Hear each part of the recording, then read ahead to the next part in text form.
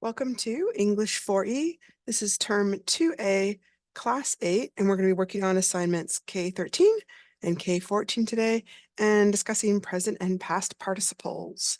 Okay, I'm Jillian Percy. Here is my contact page. You need to send an assignment, send it to studentwork@nnec.on.ca. That way the secretary can log that you submitted the work. Please include your full name, the course name, assignment number and name, and if an assignment asks for both a rough and a good draft, please label which is which and include them both in the same email. If you want to ask me a question, email is probably the best way to reach me, julian.percy@nnecschools.org. You can also reach out on Facebook, capital G, capital P, ERCY, space, capital W, AHSA. And if you want to rewatch a class, they are posted on YouTube at capital G, capital P, ERCY, space, capital W, AHSA. Okay, today's work. We are going to be learning how to make regular and irregular present participles. We're going to recognize which verb tenses use present participles, learn how to make regular and irregular past participles, recognize which verb tenses use past participles, create the present and past participle given a base verb, and create sentences which use present or past participles. After that, we're going to write a paragraph that also utilizes present or past participles on a topic and format of your choice. All right. So activity 4, this is all about understanding how to use participles, and it's worth 15 marks overall. Back at the very beginning, we talked about terms to apply. A participle is just a verb that has been extended in some sense. Present participle would add the ending ing and creates a new verb. So like from run to running, sing to singing. It can also be done with the past participle. So I could take a verb like hop and add ed and get hopped, or burn and get burnt. There are some irregular ones. So like for running, I can't say I runned. I would have to say I ran. And same thing for the verb singing. I can't say I singed. I have to say I sang. I don't know why they aren't always regular. They just aren't. And there's a number of them that you kind of need to know. It can also be used as an adjective to modify or describe a noun or a pronoun. We'll kind of talk about that part tomorrow. There's kind of a lot to get through today. So as I was looking this over, I felt kind of bad because this really does seem a little bit boring. And why does it even matter?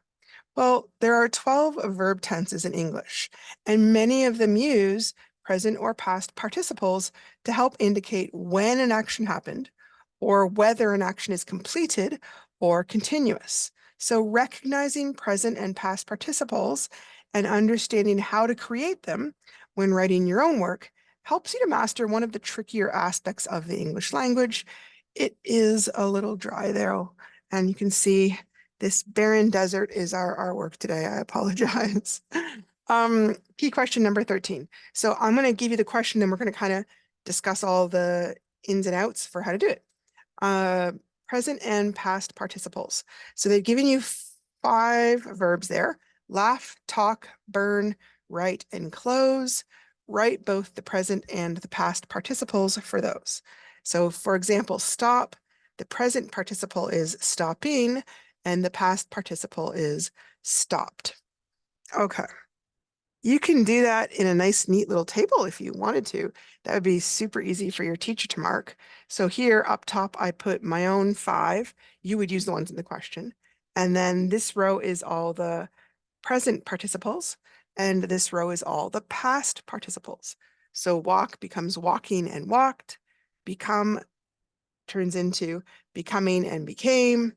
Play turns into playing and played. Fry turns into frying and fried. Choose turns into choosing and chosen. You do need to pay attention to make sure that when you are adding the ing, the e, and the ed, that it works for that verb. Don't just add it blindly. If it's an irregular verb, so if you had choose and you wrote choosed here, I would mark that wrong, okay?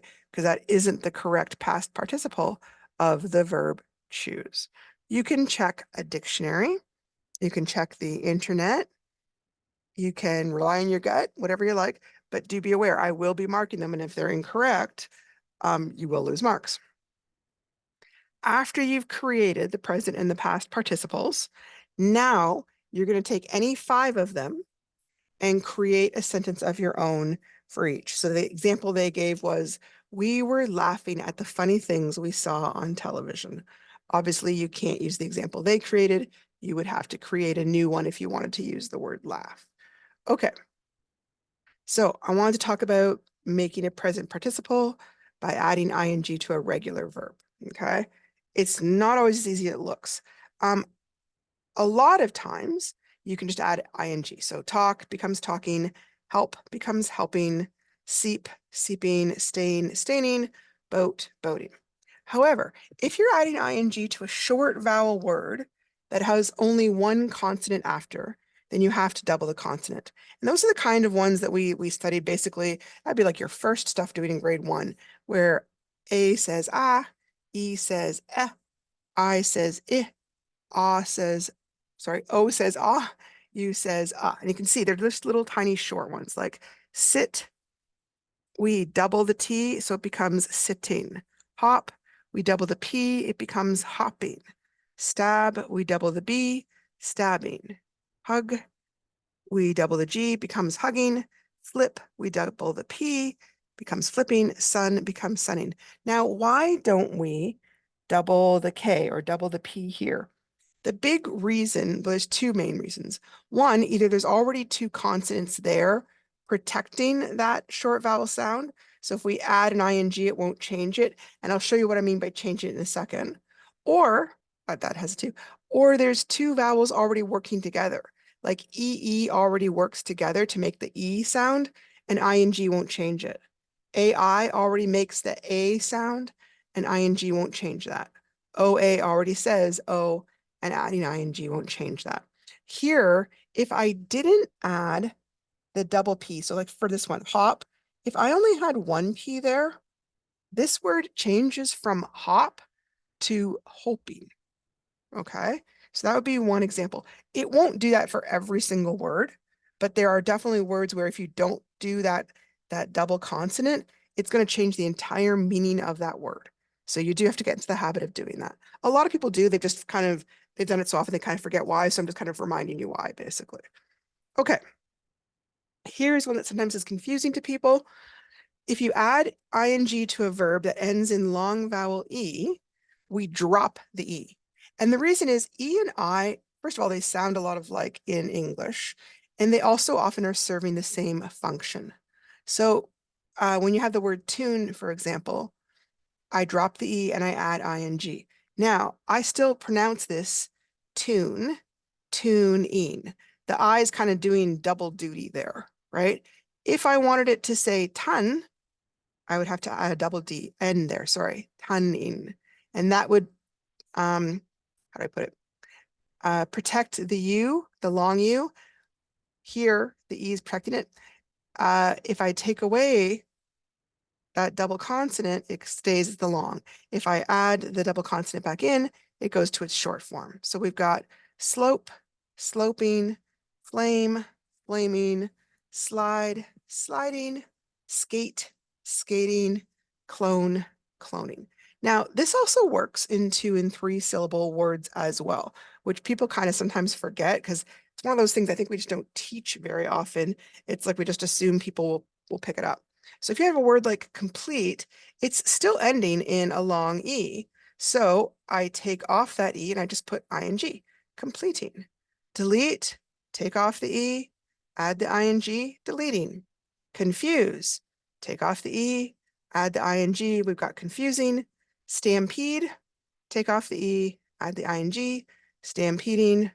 Provoke, take off the E, add the ing, provoking. Okay. Now, I was just showing you how to do it for each verb, but here is how we would use it in a sentence. So remember that the verb tense, when you're using a present participle, it's showing an action that is continuous or it's ongoing.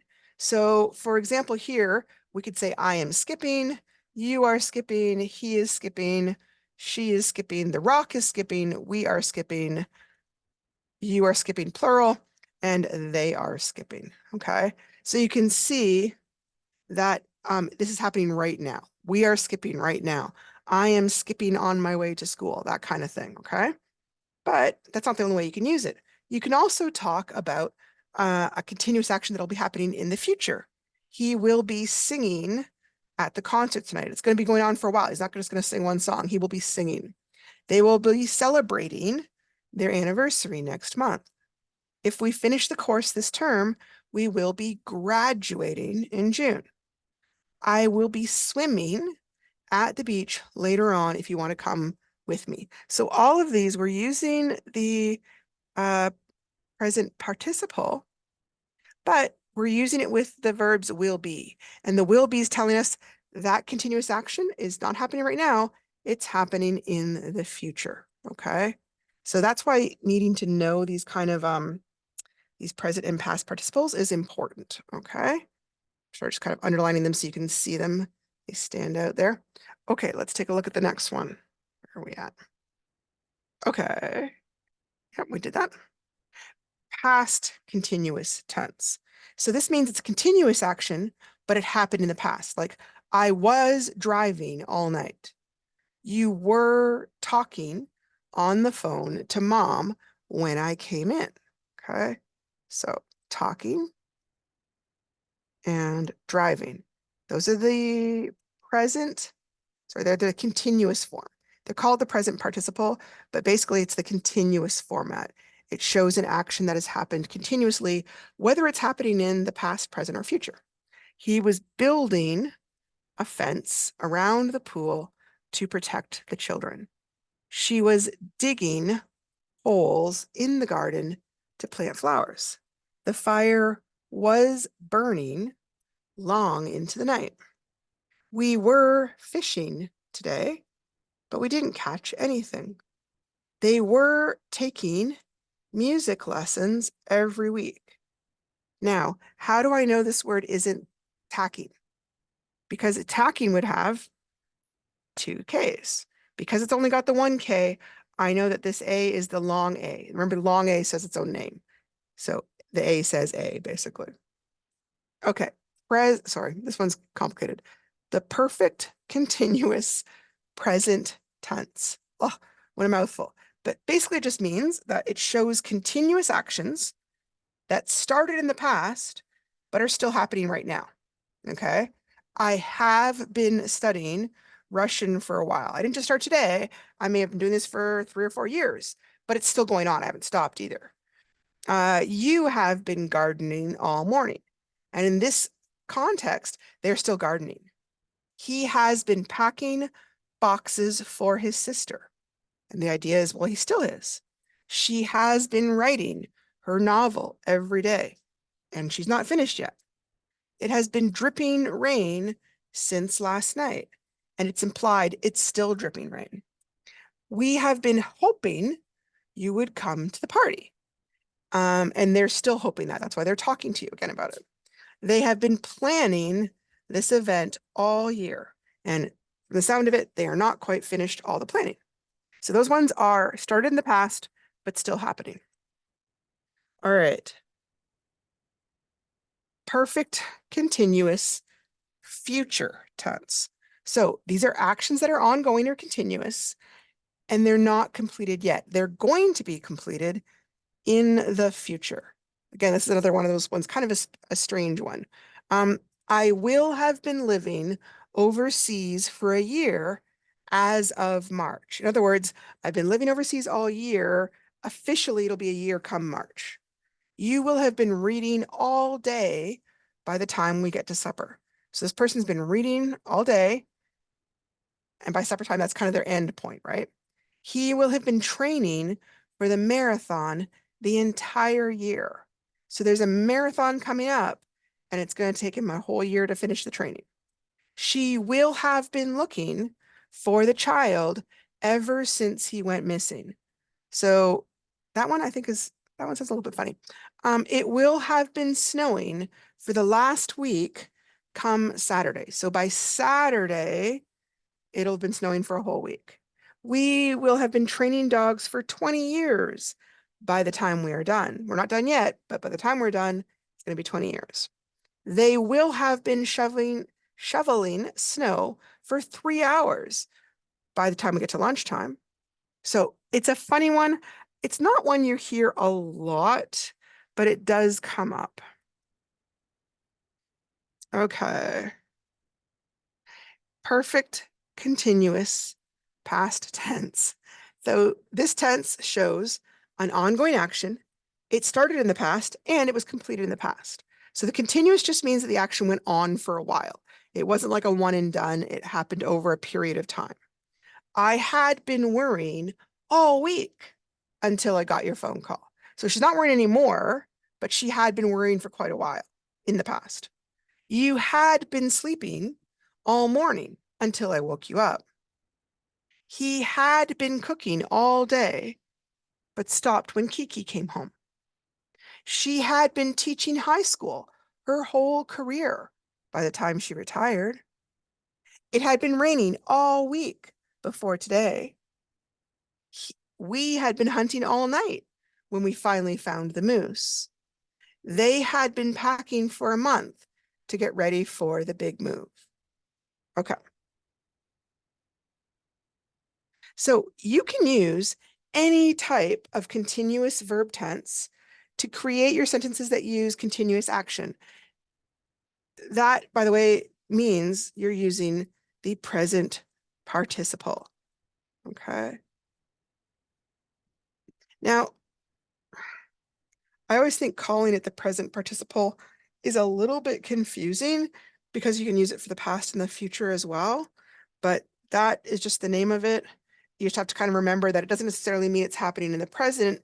It just means it's the ing form of the verb, which means an action's continuous, whether it's happening in past, present, and future. So here is an example using the verb drive. And I've put it in all the different formats that the word or the present participle driving could be used in a sentence, right? Some of these are quite simple. Some of these are a little more complicated because they're happening in the future, the past, the present, all those kind of things. So I am driving to the store right now. I was driving to the store yesterday when the accident occurred. I will be driving to the store later on if you want to come. I have been driving all week to get to California. I will have been driving for a month by Saturday when I finally get some time off. I had been driving to Mom's house when the snow started to fall. So you are welcome to do any type of verb tense when using your present participles in a sentence. Here are some examples. And did I talk about, hang on a second. Oh, irregular forms don't really come up. They'll come up in past participles. For the most part, and I'm sure there probably are some exceptions that would prove me wrong, but for the most part, you can add ing to any base root verb and get the present participle. That's not really a complicated one. It's when we start doing the past tense that it gets more complicated. So moving on to the past tense here. We create the past tense or the past participle in English by adding ed to the end of a verb. So the word, okay, not two vowels. When you already have, hang on, I'm going to show them to you, then we'll kind of discuss it a little bit. It's a little bit complicated. My apologies here. Camp becomes camped, land, landed, hunt, hunted, milk, milked, tilt, tilted, sift, sifted. Okay. So the issue is, do I need to double any consonants? For these ones, no, because there's two consonants already, MP, ND, NT, LK, LT, FT. So you have to worry about any kind of doubling when you can see two consonants already working together, okay? It also works when there's two vowels working together in the middle and only one consonant. So OI says oi, AI says a, EA says e, IGH says I, OA says o, and AW works together to say ah. So for these ones, all you've got to do is add the ED as well. Joined becomes joined. And you can see if I add an N there, it doesn't change the pronunciation of anything. So it's not necessarily. We only put the double consonant when we have to protect the short vowel sound. Chain becomes chained, steam, steamed, write, righted, moan, moaned, paw, pawed. Okay. We add ed to verbs that already end in e. We don't double the e. So I wouldn't write hated because the problem is two e's together say e, not eh. So we can't double it. We have to drop one of the e's. Hate becomes hated, phone becomes phoned, line becomes lined, flame becomes flamed, crave, craved, drone, droned. And for the most part, I am going to imagine that most people already kind of instinctively do this. And again, they may have just forgotten why. I'm just going over it because we are going to get onto the irregular past participles, and it wouldn't necessarily make sense if we hadn't talked about the more regular ones.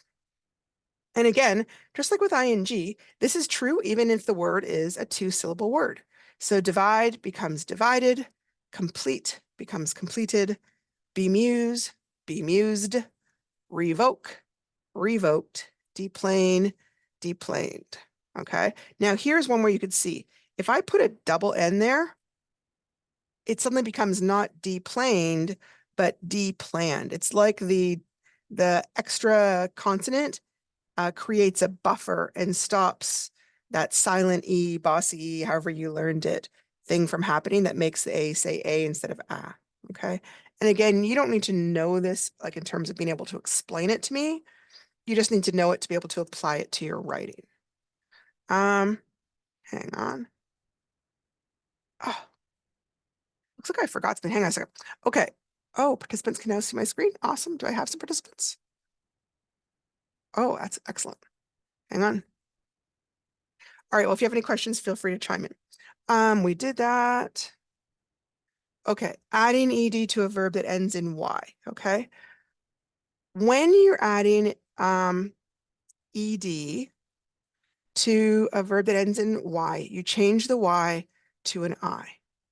This only works for these little tiny short ones where there's no other verb in the sentence, no other vowel in the word, and the Y is acting as the only vowel. There's not a whole lot of them in English. There's a very short amount of them. So fry becomes fried, and you can see the Y becomes an I. Ply becomes plied, cry, cried, fly, flied, cry, cried, scry, scried, try, tried. We don't do this with the ing. For some reason, I don't know why we continue to use the y. I'm not really sure of the reason. So that's why we didn't talk about it with the ing. We don't change the y, however, if it's already linked with a vowel and the two letters are working together to make a vowel sound. So for the word play, AY is already working together. So we don't change that Y. It becomes played, the Y stays the same. Gray, the EY is saying the A sound, and we don't change it. We just add the ED. Enjoy, OY is saying oi, it becomes enjoyed. Stay, AY becomes, still says A, just like play. And so we just add the ED, toy and toyed. Okay, I'm gonna add one little thing here that I think I might have had it and got erased here. But when you have short vowel words and you add ed, you need to double the consonant. Okay, we'll only do a few here, but let me think here. Okay. Sorry, the ones that are immediately coming to mind are our regular ones, unfortunately. Sit, sitted, dig, digged. Let me think here. Ba, ba, ba. I'm going to come back to this because I know they exist, but I'm going to come back to them for a second. Okay, irregular ones. Sometimes we add T to the end instead of ED. And again, there's not an enormous amount of these in English, but there are a few. So burn, the past tense, becomes burnt. Bless becomes blessed. That's kind of an old-fashioned one. Loss becomes lost. Build becomes built. Bend becomes bent. Send becomes sent. Lend becomes lent. And feel becomes felt. The other time it comes up is words that have that EE in the middle. We sometimes drop one of the E's and add T to the end. And again, I don't really know a reason why. And there's, again, not a whole lot of them. Keep becomes kept. Sleep becomes slept. Weep, wept. Leap, leapt. Creep, crept. Now, some of these I have sometimes seen people add ED. I've sometimes seen people say he leaped over the wall and they put an ED. There's, yeah, but for the most part, these ones, I would just add the T. Okay, here are some of the tricky ones in English where the past participle is just significantly different than the original base form. Sometimes we add an N, sometimes we change the inner vowels, so just kind of all over the place. So again, this probably isn't all of them, but this is some of the most common ones that I was thinking of, right?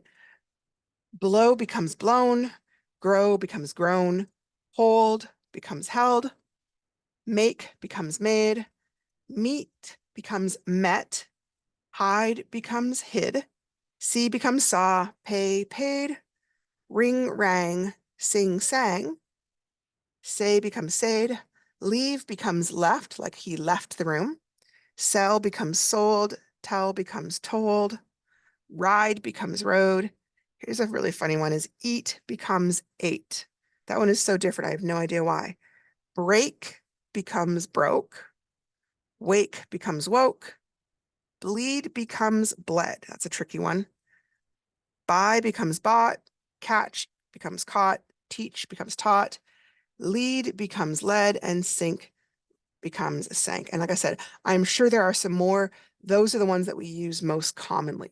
And the reason you need to know that, again, is if you're writing it in a sentence and you're needing to use the past participle for some reason, you need to know that the past participle is blown, not blowed, right? Okay. There are not as many verb tenses that use the past participle. Like for the present tense, there was quite a few. For the past participle, there's not as many. There's the simple past, I walked home. There's perfect past, so it happened in the past, it's done. We had already walked home. Perfect present, I have walked home through the woods many times. And perfect future, they will have walked home before midnight. So the big thing with the past participle is it shows actions that are completed rather than being continuous, right? They're not ongoing, they're done in some fashion, right? So it can still happen in the future, but it's an action that's completed in the future, which I know sounds a little bit confusing, but there you go. Okay. After you've done key question number 13, which is writing the present and past participles, and then creating 5 sentences that use them, then you move on to key question number 14. This one is worth 10 marks, and you need to write a paragraph containing at least 6 sentences on a topic of your choice. And you must include examples of some participles in your writing and underline your examples. Now, it would be almost impossible, I think, to write a paragraph that didn't have some participles, but obviously, because we're going to be looking for them, make sure that you have used them. Remember the criteria for a complete sentence. Every sentence must have a subject, which is a noun or pronoun, a predicate, which contains a verb that tells what the subject is doing or being, and it must express a complete thought. So down below, we've got two possible sentences, but which one is actually a complete sentence? The man asked, my cat was hungry. Well, can I find a subject in both of them? Man is the subject for the first one. Cat is the subject for both. So yes, they both have a subject. Is there a predicate or which contains a verb? Asked is my verb for the first one. Was is my verb for the second one, the cat. All right, do they both express a complete thought? The man asked. Well, what did he ask? It's not a complete thought. You haven't told me what he asked. So the first one is not, it's not one. I'm going to kind of underline it with, sorry, can I do that? Yeah. There we go. It's not a sentence. My cat was hungry. Yes, because that's a complete thought. So important to remember that. Also, because they're asking you specifically to write a paragraph, you have to make sure you use your paragraph format, okay? You've got your topic sentence. It introduces your topic or your opinion or your narrative. Then you've got at least 3 to 5 details. This is the biggest part of your paragraph. It's where you're going to explain your arguments or your examples or go into detail about your thoughts, whatever it is. And then you're going to have a final or closing sentence that kind of wraps up your paragraph by restating or concluding your topic or opinion. Now, if you happen to write a narrative paragraph, narratives, they're not going to restate the opening, right? Narratives are like a little story. They wouldn't go back and echo it for the most part. Okay. Remember that every paragraph is written around a certain topic or idea. It can't just be a list of 6 completely unrelated sentences, like one's about a car, one's about the guy down the street, the third one's about the weather. They've got to be linked, okay? You can choose any topic you can think of to help unify your sentences into an interesting paragraph. It can be something as simple as writing about the weather or a sport or a cultural activity. You could write about your family or work or your community. You could write about a real event, or you could write about an imaginary event. Any topic can be written about in a variety of writing formats. Let me show you what I mean. Oh, hang on a second. Yeah. Here are the main types of paragraph writing. An opinion paragraph. These paragraphs will explain your opinion on a particular topic with reasons, examples, and details. A narrative paragraph. That can tell a brief recount on an imaginary or real event or a story you heard. Descriptive paragraphs. They basically just describe. They could describe a landscape, people, objects, or places with lots of sensory details included, so it really brings the picture to life in your mind. Expository paragraphs convey information or explain a concept. Think of things like science textbooks or history textbooks where they're explaining things, right? Expository explaining. Procedural paragraphs tell you the sequence or the steps to accomplish a certain task. So your paragraph can be any one of those types of paragraphs. And like I said, any topic can have an example. So let's say you wanted to write about hunting, for example. Okay, well, you could write a narrative. You could write about your favorite hunting trip. Or you could write a procedural paragraph where you explain to somebody how to hunt geese. You could write an expository paragraph where you explain the best times to go moose hunting. You could write an opinion paragraph. You could discuss Indigenous hunting rights on other First Nations land. Are you for it or opposed to it? Why? Why not? You could be descriptive. You could describe the moose or like the moose's habitat. So the topic is still hunting, but you've got all these different formats that you can write your topic in. And it may be that when you thought of your topic, you immediately thought of one type of paragraph. Maybe when you were thought, oh, I could talk about hunting, maybe you immediately thought about your favorite hunting trip. And that's totally fine if that topic triggered that type of paragraph. But I'm just letting you know that there are other options in case you're stuck and need sometimes when an assignment is too open-ended, it's tricky and people need ways to narrow it down. So here are some of the ways you can narrow it down, basically. Okay. Okay. Just kind of talking generally about paragraphs. One way you can make your paragraphs sound smoother and connect them is to use what we call transition words, okay?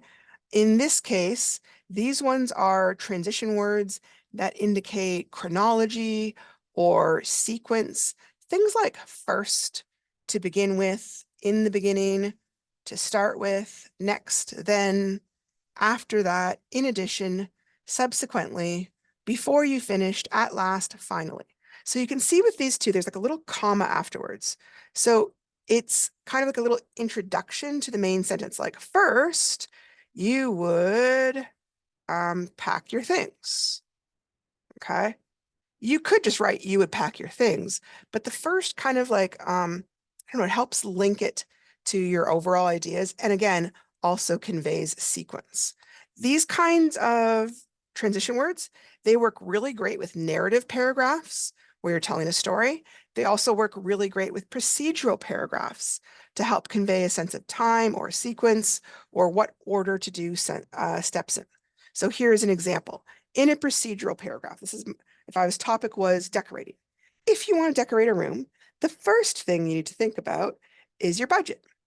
After you know what kind of money you have to spend, then you need to think about your favorite styles. Next, you need to figure out which colors are important to you. So there's an example of me writing about a topic of decorating in a procedural paragraph using those kind of transition words. All right, in a narrative paragraph, the day had started so wonderfully. First, he had woken up to the sound of Mia singing downstairs and the smell of fresh pancakes in the air. Next, they had gone for a leisurely walk in the woods behind the house. It had all been so peaceful until they had seen the old shoe sticking out of the bush beside the trail. So both of these types, procedural and narrative, benefit from the use of transition words. Okay. Some transition words, rather than showing time, can show that something is being contrasted or that there's a contradiction or some sort of conflict between the sentence you're about to say and some previous ideas. So some of these words are good for indicating that type of contrast or conflict. However, on the other hand, in contrast, conversely, nevertheless, nonetheless, although, in either case, whatever happens, though, whereas, either way, to compare, one contradiction, above all, in comparison. So those are some examples if you're wanting to make clear to your reader, hey, I know that these things don't go together, right? Because sometimes in a paragraph, it can sound really jarring if you're switching back and forth between two opposing views. If you don't make it clear to the reader, hey, I know these things are opposed. I'm letting you know they're opposed. So here's an example where somebody is writing an opinion paragraph and they're trying to make up their mind which restaurant is their favorite type. It says, it's hard to make the ultimate decision on which restaurant is my favorite, Malachi's restaurant or the Wooden Spoon.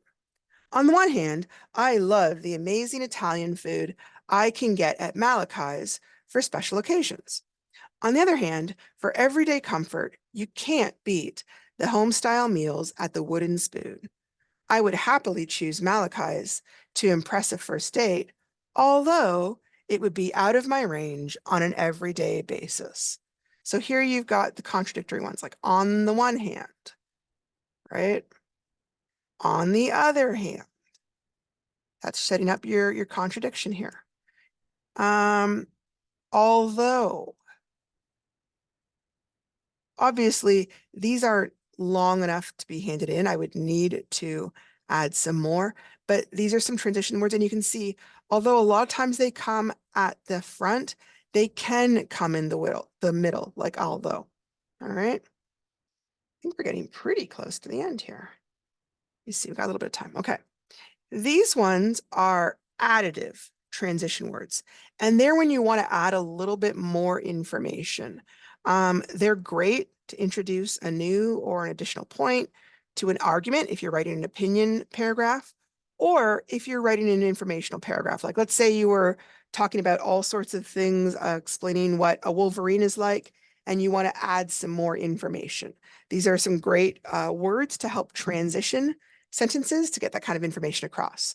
So things like further or furthermore, not to mention, as a matter of fact, moreover, as well, not only that, besides that, in fact, additionally, what is more actually? And the reason I'm showing these because um, it really increases how professional or how polished your paragraph sounds when you begin using these kind of transition words, okay?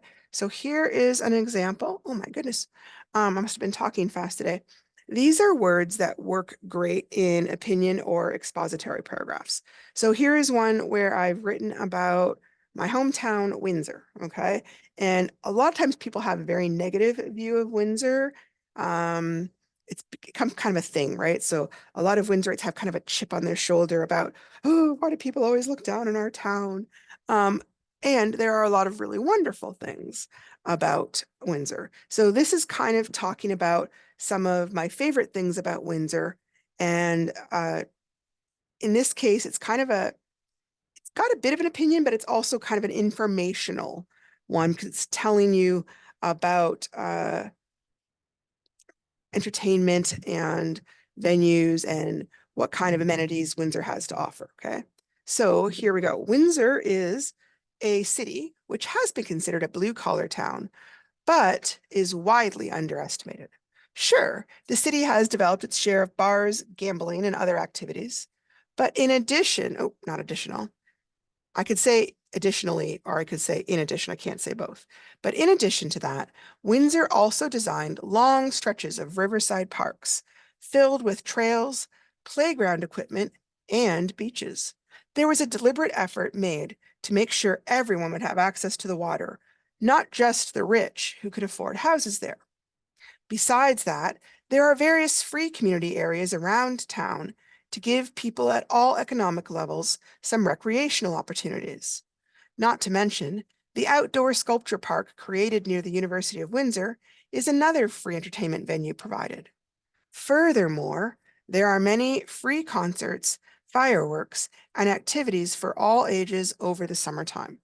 So one of the reasons we use this is it really kind of links sentences in some fashion. It can be linking them through time. It can link them through, hey, I know I'm adding an extra fact here. It can link them by showing, hey, there's contrast or contradiction here. And the reason for that is it really, like I said, links things better. What people sometimes try to do instead of transition words is they just never put a period, right? Or they will overuse and then, which certainly are transition words that can be used in a transitional manner, but they get overused. And then it becomes a bit repetitious to read. So I'm deliberately trying to show you some other examples besides just and or then. The other one people use sometimes is the word so.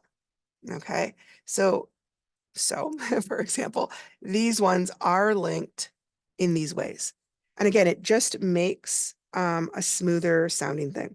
Now, I was having trouble brainstorming off the top of my head the type of past tense, past participles that have double consonants. So some examples of past participles that double the consonant.